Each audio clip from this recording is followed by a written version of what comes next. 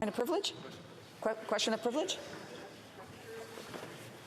Well, thank you, Madam Speaker. I'm sorry to have to interrupt today's debate, but this is an important question of privilege, and I'll be as brief as possible.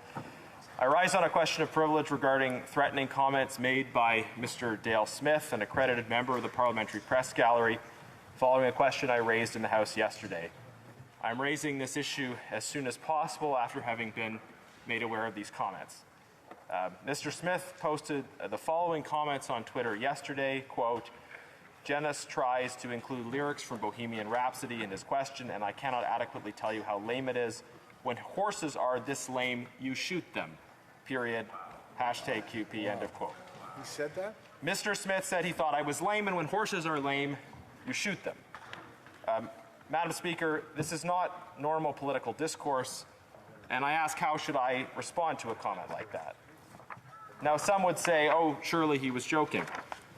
But the problem with so-called jokes implying threats towards public officials is that I, as the target of these comments, are somehow supposed to understand and be okay with a threat on the basis of someone's presumed intentions. And I'm just not okay with this. If there is context to such a threat, not everyone is going to understand that context. Mr. Smith has 26.3 thousand Twitter followers. His tweet about me has, at the moment, 122 retweets and 824 likes. The process by which violence is incited against public officials is one in which comments are made which do incite violence that may or may not be serious, but then others pick up on them. Further, Madam Speaker, I don't think I should have to explain to my wife and my 5 young children or to my parents what level of risk is associated with a violent comment like this. The plain language is going to be interpreted a certain way, especially by those who are close to me. And in the current climate, we should all know the risks associated with explicitly inciting violence against public officials. Now, there is significant precedent for recognizing threats against members as constituting a violation of privilege.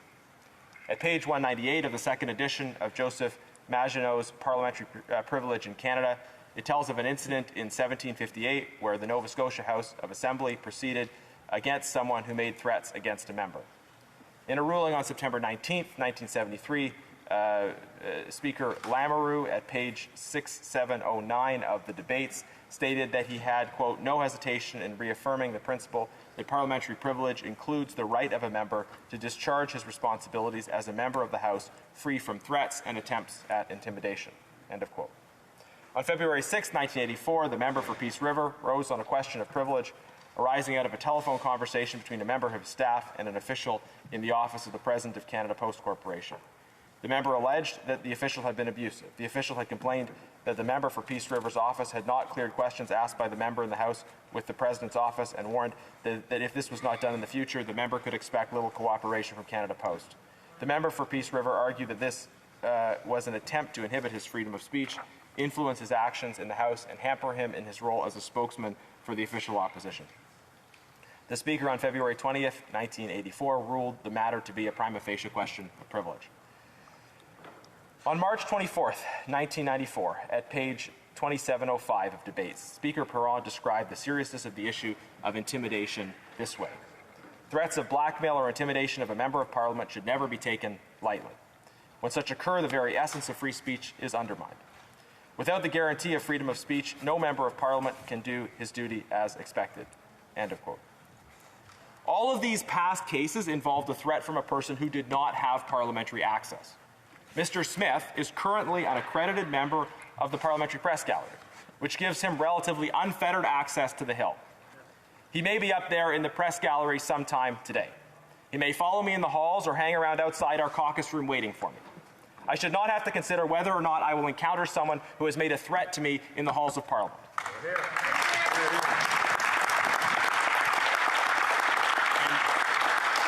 And that current reality of access impacts my ability to perform my functions as a member of Parliament. Mr. Smith is an accredited member of the Parliamentary Press Gallery, and the gallery has its own policies and its own responsibilities. The Press Gallery's own website says the following regarding generally accepted journalistic principles and practices. Quote, "Misuse of this access by any one member or member organization could erode the professional relationship that exists between the institution of Parliament and the Parliamentary Press Gallery, leading to negative consequences for the ability of members to perform their work. As a result, accreditation is a privilege, not a right." End of quote. Madam Speaker, you have a responsibility to protect the rights of members, and I have no doubt that you will discharge that responsibility promptly and properly.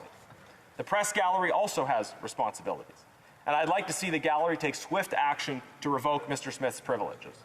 This is an opportunity for the gallery to show that they do take seriously the issue of threats made against public officials. At the very least, Mr. Smith's privileges should be immediately suspended pending further review. I do not want to see a person who has made threats against me in the gallery anytime, today or in the future.